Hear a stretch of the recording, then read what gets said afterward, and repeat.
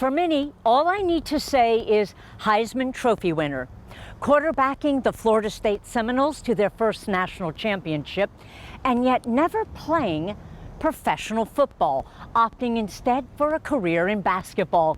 And you know who I'm talking about, Charlie Ward. After a decade being away from Tallahassee, he is now returned and sits down with us to talk about basketball, football, family, and faith. I always had a dream of being an athlete, whether it was a professional football player, baseball player, basketball player, because I watched it. That's all I watched for the most part was college and pros.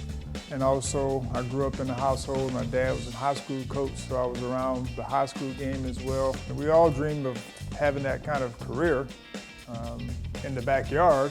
That's what I did when I was a little kid. I used to go in the backyard, and I wanted to be like the guy that I just watched on television. And so I would go in the backyard and emulate all those moves and shots and all those different things. And I always asked my dad, like, why didn't he do X, Y, and Z? And my dad used to always tell me, your time is coming, so be careful what you ask for, what you cast upon others or judge them.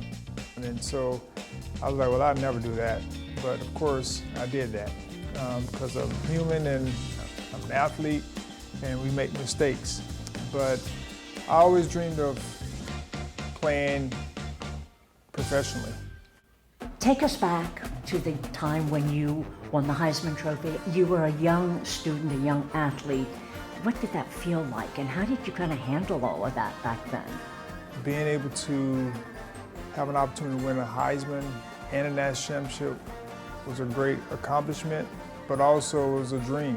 But I never thought it would ever, that Heisman, never thought that would come to fruition. But I was grateful that I was able to experience it.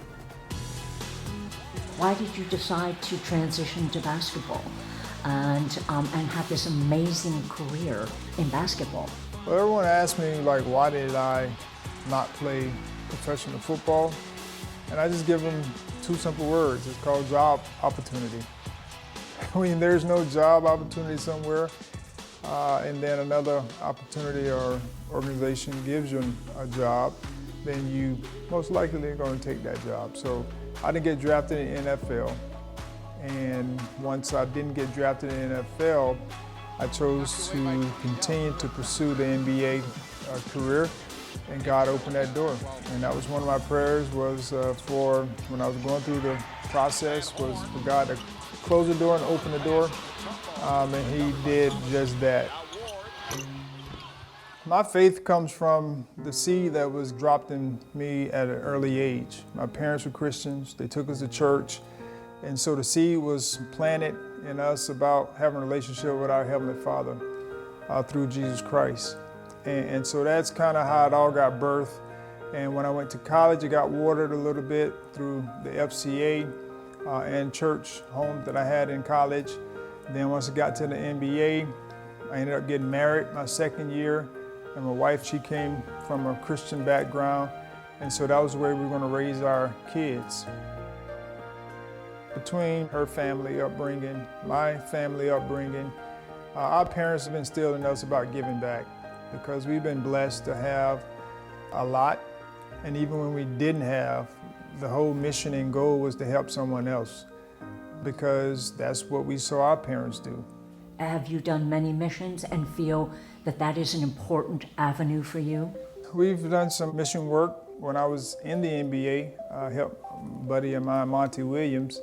We collected shoes from a lot of NBA players to take to Africa one year.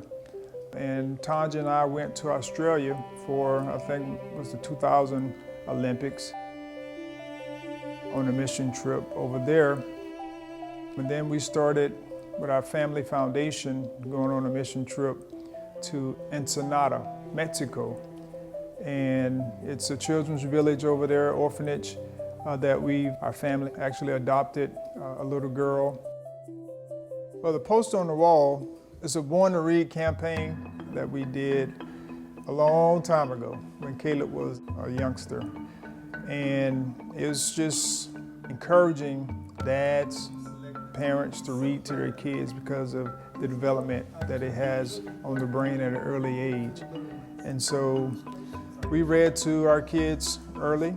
Every night we had certain books that we read to them. I'm sure they can tell you the books, and it was just, we put it on repeat. So every time they outgrew a book, the next child got that book. Our family foundation, we had our Father's Day basketball clinic, which was a big hit for us to be able to get the fathers and their kids in a basketball environment. We're grateful for the Florida Lottery joining forces with us. And so we're looking forward to having that again next summer. We were busting at the seams with this one, but we have some other things on the horizon that we're working on as well. We're grateful for all the partnerships and the things that we're doing through our family foundation. And it's mainly to help youth organizations and disaster relief. We're grateful that I've had the opportunity to be at FSUS, Florida State University School, for the past going on 5 years now. The team that I coached in 21 and 22 season had great chemistry. I've been on championship teams before. I've also been on teams that had great talent, didn't do very well. The correlation between my FSUS teams I coached to the state championship and some of the teams I played on is that we had great chemistry. We had the talent, however, we had leaders.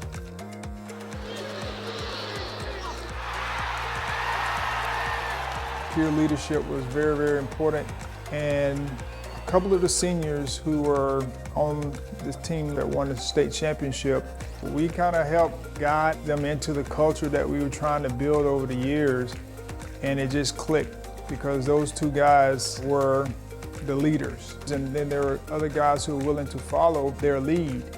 And all the championship teams that I've been on, you've had great peer leadership.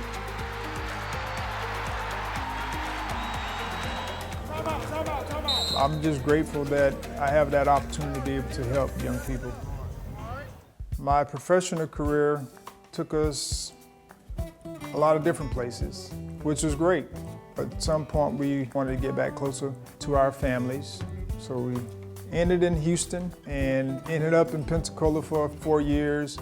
And then we moved back to Tallahassee, and seeing familiar faces and relationships. It's always good to be able to develop good relationships. Just being in the area where there's a lot of Seminoles, and my parents were Rattlers, so we get a chance to go see them perform at a high level as well. These are great times for us.